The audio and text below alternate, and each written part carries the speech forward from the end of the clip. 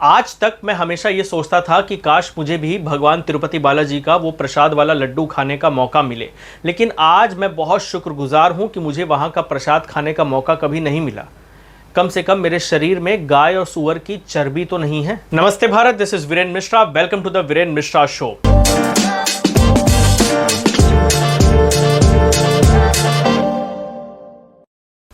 आज भारत भर के सभी हिंदुओं के दिल को बहुत बड़ी चोट पहुंची है। जब से ये खबर सामने आई है, चंद्रबाबू नायडू जी ने इस खबर को ब्रेक किया, इस पूरी रिपोर्ट को सामने लेकर आए कि वहाँ के प्रसाद में जो लड्डू बनता है, उस लड्डू में घी में गाय और सूअर की चर्बी, फिश ऑयल, एनिमल फैट वगैरह मिला हुआ है और वही भगवान को भोग लग रहा है और वही भक्तों में बांटा जा रहा है। इसे सुनने के बाद से मेरा ही नहीं, भारत भर में जितने भी हिंदू हैं सबके दिल को बहुत बड़ी चोट पहुंची है, बहुत बड़ी ठेस पहुंची है।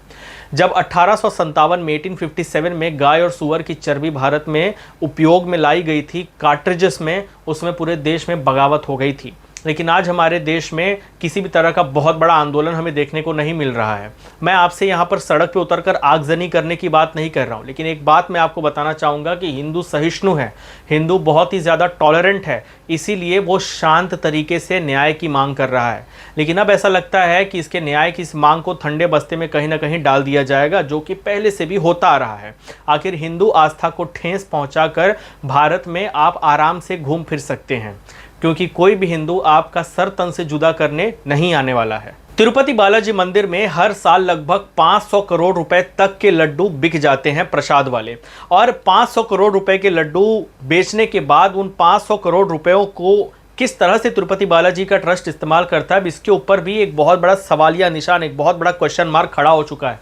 अगर 500 करोड़ रुपए की रेवेन्यू जनरेट होने के बाद भी आप शुद्ध घी का उपयोग नहीं कर पा रहे हैं, तो आप पर लानत है। भक्त आपके सामने आस्था के साथ आ रहे हैं कि वो अपने भगवान के दर्शन करेंगे। एक लंबी लाइन घंटों उसमें खड़े होते हैं, भूखे प्यासे, कि हमें आज भगवान के दर्शन होंगे और हम उनका प्रसाद खाएंगे। और उस प्रसाद में अगर गाय और सूअर की चर्बी मिले होने की बात उन्हें पता लगे, तो सोचिए उनके दिल पर क्या बीतेगी। मेरे काफ़ी सारे साउथ इंडियन फ्रेंड्स हैं जो कि तिरुपति बालाजी के बहुत बड़े भक्त हैं। मैं खुद उनका बहुत बड़ा भक्त हूँ। और जब मैंने ये बात सुनी तो मैंने उन लोगों से बात की। वो मुझसे ये कह रहे थे कि हमारे घर में कोई एक दिन ऐसा नहीं बीतता जब वेंकटेश्वरा सुप्रभातम नहीं बजता। मैं जानता हूं कि साउथ इंडिया में जितने भी लोग हैं, सब लोग अपने घरों में ये वेंकटेश्वरा सुप्रभातम जरूर बजाते हैं। उनकी इतनी श्रद्धा होती है।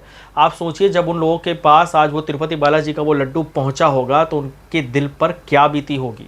क्या हिंदुओं की आस्था, हिंदुओं का विश्वास इतना सस्ता है कि जिसका मन करे उसके ऊपर वो चोट करके आगे बढ़ जाता है और खुशी से आज़ाद होकर घूमने भी लगता है। इस बार अगर इस मामले को यूं ही दबाकर खत्म कर दिया गया तो वो दिन दूर नहीं जब हिंदू मंदिरों में प्रसाद लेने के पहले भी 10 बार सोचने लगेगा। हिंदू मंदिरों में प्रसाद लेना भी बंद कर देगा, अपने घर में ही भगवान का प्रसाद बनाकर खाने लगेगा। फिर ये जो 500 करोड़ 600 करोड़ रुपए की आमदनी आप जनरेट कर रहे हैं ना, भूल जाइए, 5 रुपए तक जनरेट करने आप लोग के लिए भारी पड़ जाएंगे। तिरुपति बालाजी मंदिर में जो AR डेयरी जो घी सप्लाई करता था, उसकी कीमत 320 रुपए पर किलो थी। इसी घी के अंदर गाय और सूअर की चर्बी और दूसरे एनिमल और फिश ऑयल का इस्तेमाल किया गया था। ऐसा क्लेम्स आया, इसके ऊपर पूरी अभी जांच जारी है, इन्वेस्टिगेशन जारी है। और इसके बाद में जब ये पूरा बात सामने आई है तो वापस से नंदिनी घी, जो कि अराउंड 450-470 रुपए किलो के आसपास कुछ उसका रेट है उस घी का, उसे वापस से कॉन्ट्रैक्ट दे दिया गया है। देखिए, घी ना तो वो 320 रुपए किलो वाला सही था, ना तो ये 450-470 रुपए किलो वाला सही है। गाय का घी कभी भी इतना सस्ता मिल ही नहीं सकता। अगर शुद्ध गाय का, देसी गाय का घी अगर आपको खरीदना हो, मार्केट में आप चले जाएं, आपको सही जो ऑथेंटिक, जिनके ऊपर आप विश्वास कर सकते हैं, अगर आप उनसे भी खरीदने जाएं तो वो कम से कम 1000 या 1500 रुपए पर किलो के भाव से मिलता है। हाँ, अगर आप ये कहें कि गाय और भैंस दोनों के घी को मिलाकर उसको थोड़े सस्ते भाव में बेचा जा सकता है, तो मंदिरों में इस तरह के घी का इस्तेमाल नहीं किया जा सकता। हमारे धर्म में भगवान नारायण के अभिषेक के लिए, उनके भोग के लिए, किसी भी देवी देवता के भोग के लिए घी का, जो गाय का घी होता है, उसी का प्रयोग किया जाता है, ना कि किसी मिक्स किए हुए घी का। तो मैं ये बिल्कुल नहीं मानता कि वो 470 रुपए वाला घी भी कोई ऑथेंटिक घी है। मैं किसी ब्रांड को यहाँ डिफेम नहीं कर रहा, लेकिन हाँ, ये सवाल जरूर है कि आप लोग इतना सस्ता गाय का घी बेच कैसे रहे हैं। इसके ऊपर भी एक प्रॉपर इंक्वायरी होनी बहुत ज़्यादा ज़रूरी है, क्योंकि घी वो भी सस्ता नहीं है। गाय के असली घी की कीमत 1000-1500 रुपए किलो के ऊपर ही होती है। ये भी दावा किया जा रहा है कि एक बहुत लंबे समय से तिरुपति बालाजी मंदिर में जो घी आ रहा था उस घी को क्वालिटी टेस्टिंग के लिए नहीं भेजा जा रहा था। ये अगर सच है तो ये बहुत बड़ी लापरवाही है और इस लापरवाही में, इस जांच के दायरे में टेंपल एडमिनिस्ट्रेशन पूरी तरीके से आता है। और सिर्फ टेंपल एडमिनिस्ट्रेशन ही नहीं, गवर्नमेंट के उस समय के सीएम से लेकर वो आखिरी व्यक्ति जिसने उस घी का प्रयोग किया खाना बनाने के लिए या लड्डू बनाने के लिए, वो सब के सब लोग जांच के दायरे में आते हैं और उन सब के ऊपर इंक्वायरी होनी ही चाहिए, सबसे पूछताछ और सबकी जांच पड़ताल होनी ही चाहिए। आप भारत के एक ऐसे तीर्थ स्थल पर बैठे हैं जिसे कलयुग में धरती पर वैकुंठ का दर्जा दिया गया है, जहां भगवान साक्षात विराजमान है, जहां लोग जाते हैं तो भगवान को देखकर रो पड़ते हैं। लोगों का सपना होता है जिंदगी में कम से कम एक बार वहां दर्शन कर ले। हिंदुओं का आन बान शान है तिरुपति बालाजी, और वहां पर अगर इस तरह की बात हो जाए तो फिर इससे बड़ी शर्म की बात पूरे भारत के लिए क्या हो सकती है।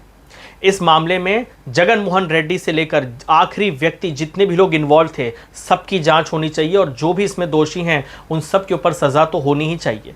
क्योंकि अगर इतने लंबे समय से घी की जांच पड़ताल नहीं की गई, घी की जो क्वालिटी टेस्टिंग होना वहाँ का कंपलसरी रूल है, अगर इसको इग्नोर किया गया है तो ये जानबूझकर डेलिब्रेटली हिंदू बिलीव्स को ठेस पहुँचाने का काम किया गया है।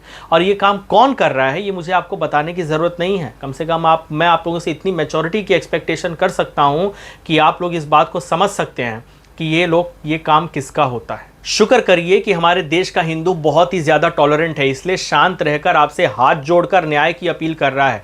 अगर यही किसी इफ्तार पार्टी में बनने वाले खाने में सूअर की चर्बी मिले होने की बात होती तो आज देश भर की हालत क्या होती ये मुझे आपको बताने की जरूरत नहीं है। बिना किसी लाग लपेट के, बिना किसी बात को घुमाए फिराए, मैं सीधा एक हिंदू होने के नाते, एक भारतीय होने के नाते और एक जिम्मेदार नागरिक और लोगों की भावनाओं का सम्मान करने वाला शख्स होने के नाते न्याय की मांग करता हूं। जितने भी लोग जगन मोहन रेड्डी से लेकर उस आखिरी व्यक्ति जिसने इस लड्डू को बनाने में सहयोग किया है, उन सभी लोगों में जितने भी लोग ये जानते थे कि इस घी में गाय और सूअर की और चर्बी मिली हुई है और दूसरे जानवरों की चर्बी है, फिश ऑयल वगैरह मिला हुआ है, इसके बावजूद अगर वो लोग इस मामले में संलिप्त हैं, इस मामले में शामिल हैं, उन सबको फूड टेररिज्म के नज़र से देखा जाए और उन लोगों को फांसी की सज़ा होनी ही चाहिए। इस बात की हम डिमांड कर रहे हैं।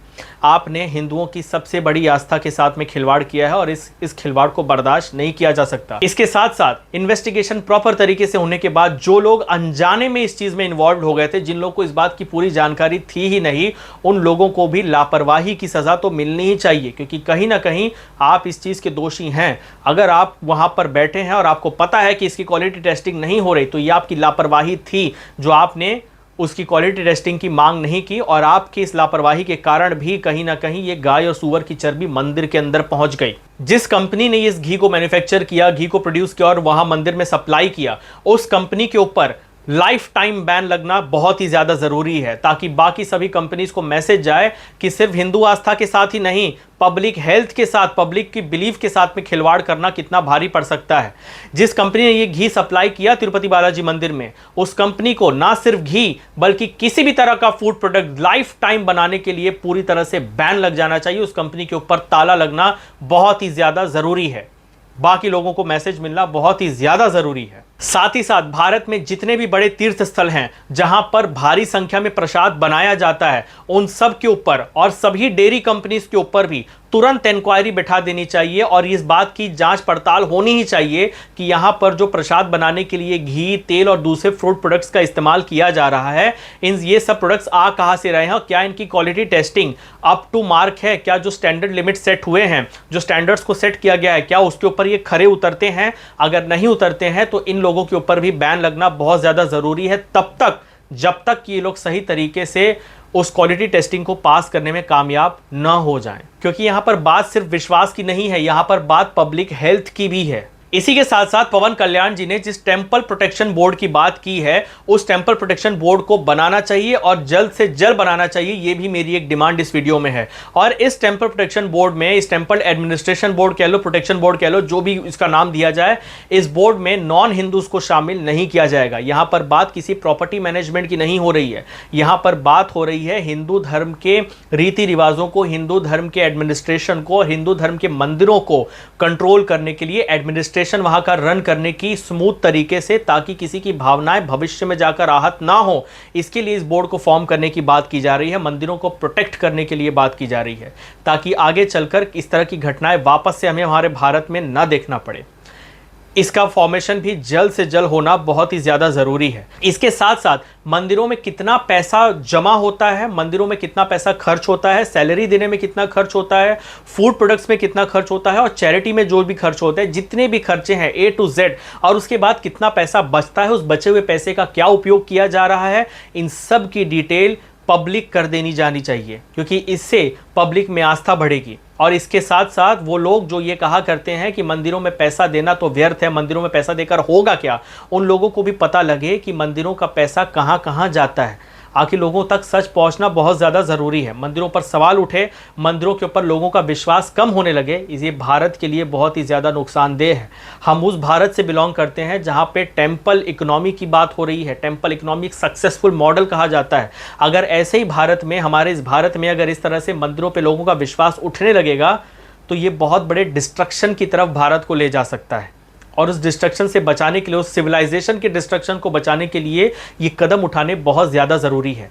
इसी के साथ साथ जो यंगर जनरेशन है, उन्हें इस चीज़ की प्रॉपर ट्रेनिंग देने की बहुत ज़्यादा ज़रूरत है कि आखिर टेम्पल मैनेजमेंट होता क्या है, उसे किस तरह से मैनेज किया जाता है। मंदिरों का एडमिनिस्ट्रेशन कोई नॉर्मल बात नहीं है। आप एक बहुत बड़े भीड़ को कंट्रोल कर रहे हैं, आप एक बहुत बड़े जन समूह को, उनकी आस्था को, उसको एडमिनिस्टर कर रहे हैं। किस तरह से डे टू डे एक्टिविटीज़ में मंदिर में काम होते हैं, वहाँ की अर्चना पूजन जो भी होता है, उस चीज़ के ऊपर आपकी नज़र बनी हुई है। कोई छोटी मोटी मैनेजमेंट की बात नहीं है, इसके लिए बहुत ही स्किल्ड प्रोफेशनल्स की ज़रूरत है।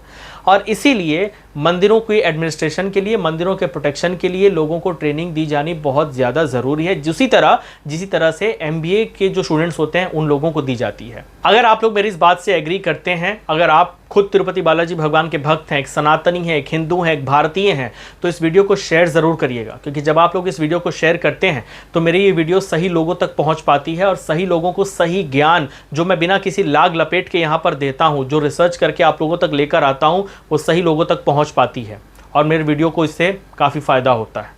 और अगर आप मेरी बात से एग्री करते हैं तो इस वीडियो पे कमेंट करके ज़रूर बताइएगा कि आप मुझसे एग्री करते हैं। आप अपने विचार भी कमेंट सेक्शन में बता सकते हैं। मैं मिलूंगा आपसे द वीरेंद्र मिश्रा शो के अगले एपिसोड में। तब तक के लिए बने रहिए मेरे साथ। जय हिंद, जय भारत।